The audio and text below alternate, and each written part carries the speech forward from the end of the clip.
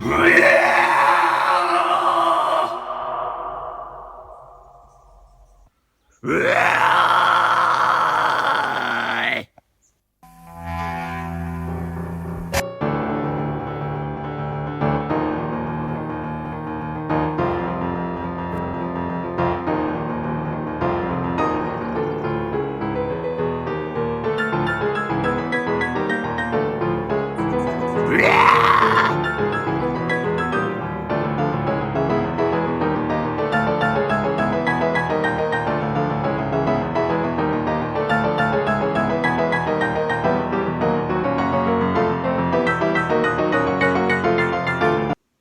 start, let's get a couple of things out of the way first of all.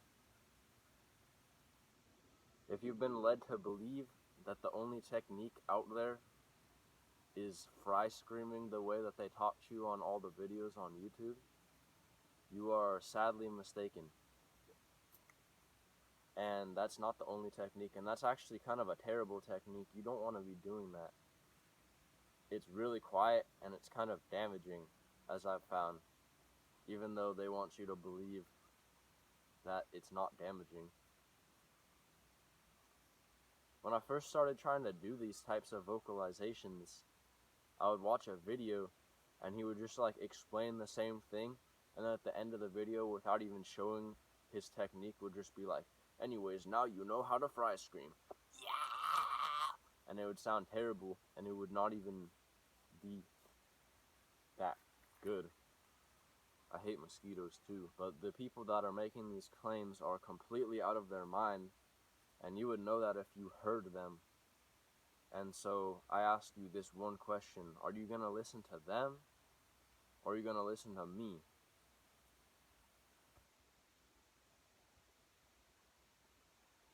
And the second thing is a rule that you can apply to pretty much everything with these types of vocalizations is you can't have tension. You can't have any tension. If you feel tension, if you feel pain, there's something seriously wrong with your technique. And you gotta try new things. You have to be open-minded. So you wanna have the least amount of tension possible.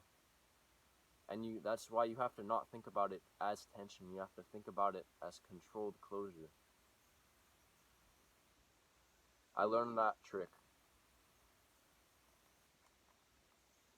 when I first started trying to do this. When I first started trying to learn how to do these types of things for real, I went to the videos and they were all terrible, and I believed them because I was closed-minded and indoctrinated. But if you want a resource that's probably a million times better than me, somewhere around that number, you have to look for the Screaming Discord server. They have plenty of resources, and the guy that made the server pretty much went to school for this type of thing, if you can go to school for it. He went to school for anatomy, if I remember correctly, but I haven't been there since I was like 17. But I used to talk to the guy, and he would give me pointers and stuff, and he's the reason why I actually know how to do this type of thing. And he's legit. He is the most legit source that you can go to if you want to learn how to do it.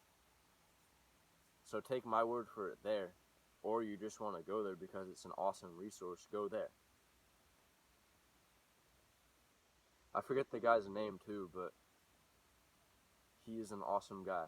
And if you're watching this, thank you for teaching me these techniques so that I can actually do them, and thank you for breaking me out of the loop of false fry screaming, that is. Number 3 is that you have to learn how to use your diaphragm and what it actually is. And your diaphragm is right here, although you may have been led to believe differently. They want you to believe that it's your abs. It's not your abs. It's right here. It's in between the two sides where your rib cage goes down and kind of goes in an arch. He called it your solar plexus, and this is your solar plexus. So it's right here. It's a band that goes around. And once you learn where it is and how to identify it and isolate the muscles. It's not that hard, you just have to use your mind.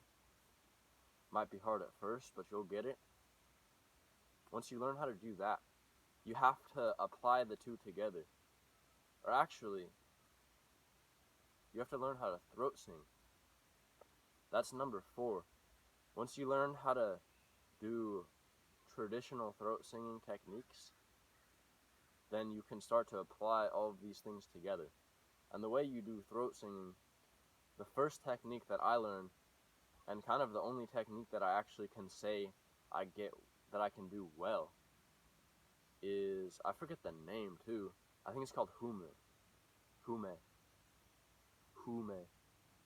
But it also has different names. I've heard people be like, you're an idiot. It's actually called huelmai.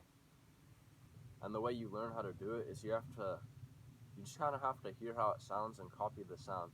It's kind of like a constriction without tension. Like you're closing something, and it goes from sounding like ah to sounding like ah, and you can hold out notes way longer with it. And I've noticed that you can actually get notes more on point with it. You can get your notes more in tune.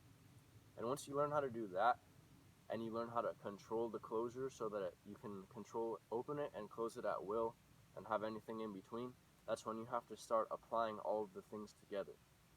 And you have to think about your diaphragm and your throat like a balloon. Your diaphragm is the big part of the balloon that you blow into. Your diaphragm is the part of the balloon that comes out with air inside of it, and your throat is the part of the balloon that you can squeeze and make the squeaky noise where it's like ee, kind of like that. But you have to learn how to do that with your body and your throat, with your diaphragm and your throat. And that's basically how you should be thinking about these types of vocalizations, is like that. Like your diaphragm is just pushing, while your throat, there's enough tension, enough controlled tension, to where it just lets the air out like that, like the balloon analogy. And once you can learn how to do that, you're on the track to learning how to do these types of screams in no time. But be patient with it. Practice. Stop when it hurts. If it hurts, that's really... A number 5 is that if it hurts, that's how you know it's a good thing. I'm just kidding. If it hurts, stop. If it hurts, then you have something seriously wrong with your technique. But don't get all paranoid and fearful and stressed out, because you have to have an open mind with these kinds of things and try new things. There's so many different ways to do these type of things, and there's so many different ways to learn how to do these type of things. You kind of just have to do it, and you have to believe in yourself. But now that you have all of the basics together, you can start applying them together. Now that I've laid out the basic techniques on how to do this, you have to start learning how to manipulate your throat in ways where it will sound like what you want. And the way you do that is, again, just, you gotta do it. You have to start messing around with it until things sound the way you want. Don't get discouraged, don't get fearful, don't get paranoid.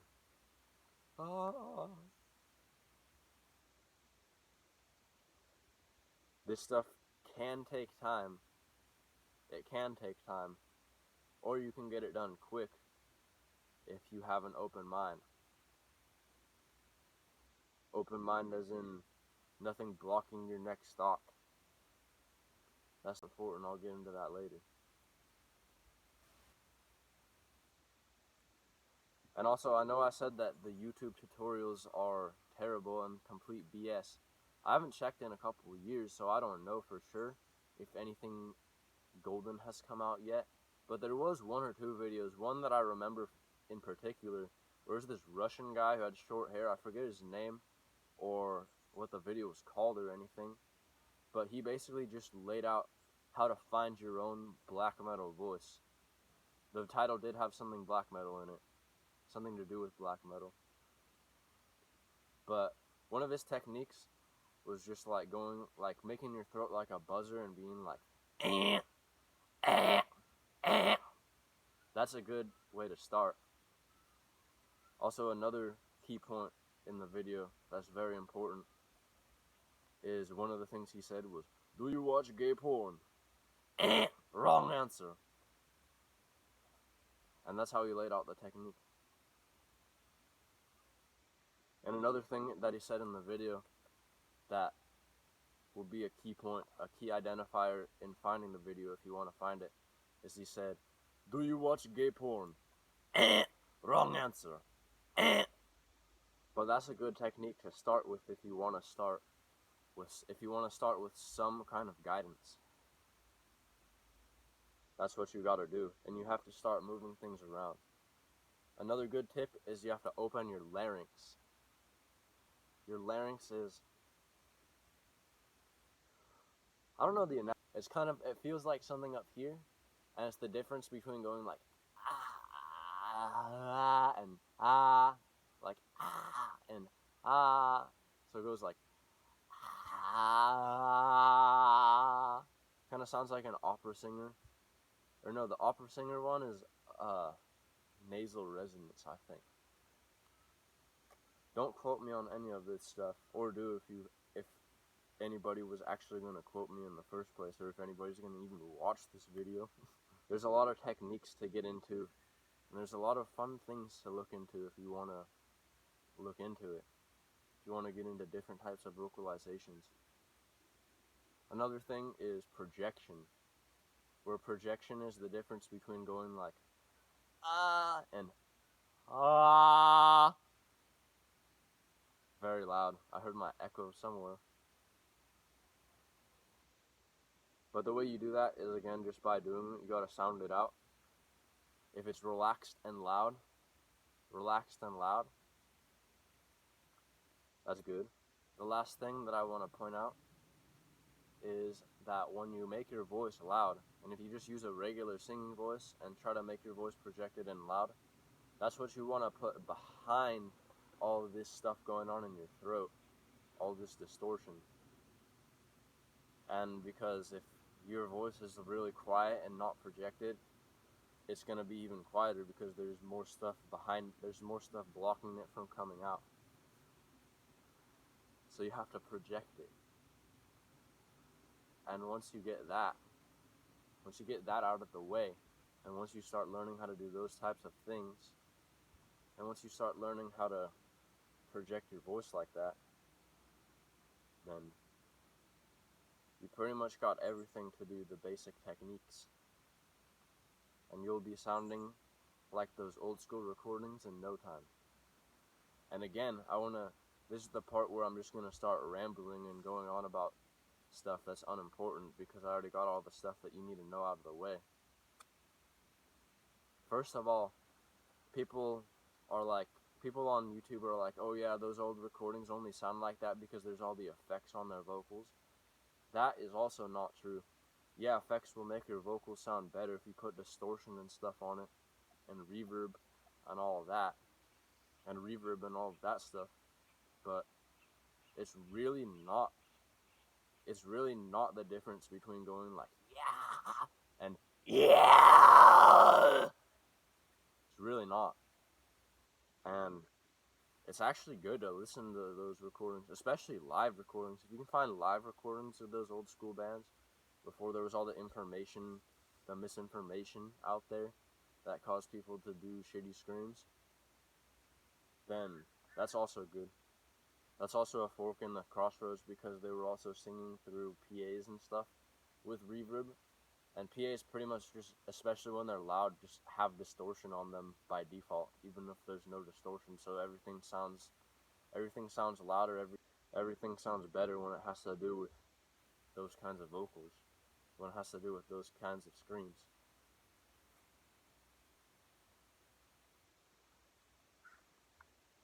And once you learn all of those techniques, you can apply them to each other.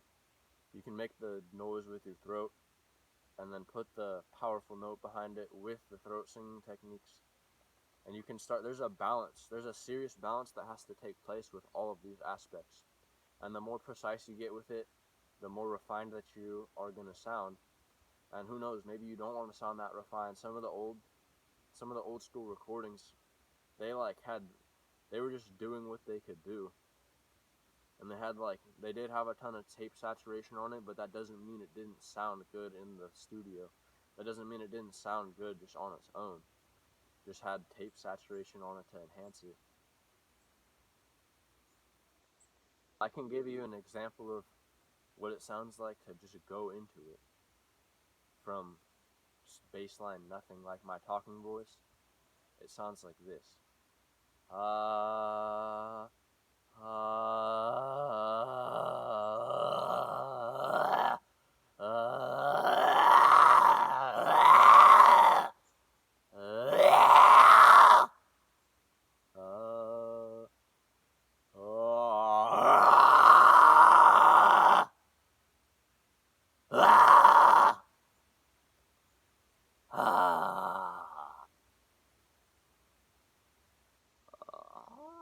like there's none of that. There's absolutely 0% of that in my scream that I do. And now I feel like somebody's watching me.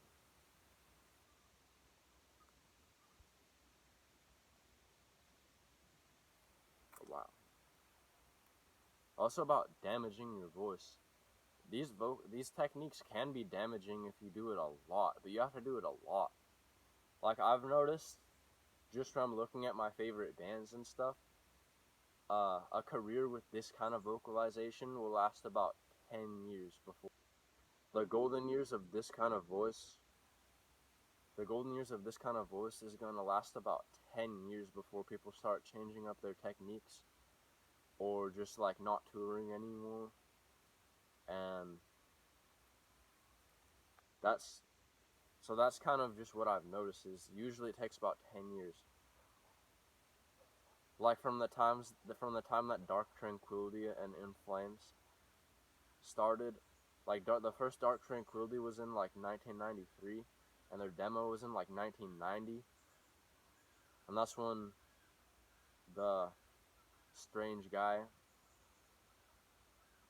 was doing his vocalizations like that. By the way, his technique was terrible though too.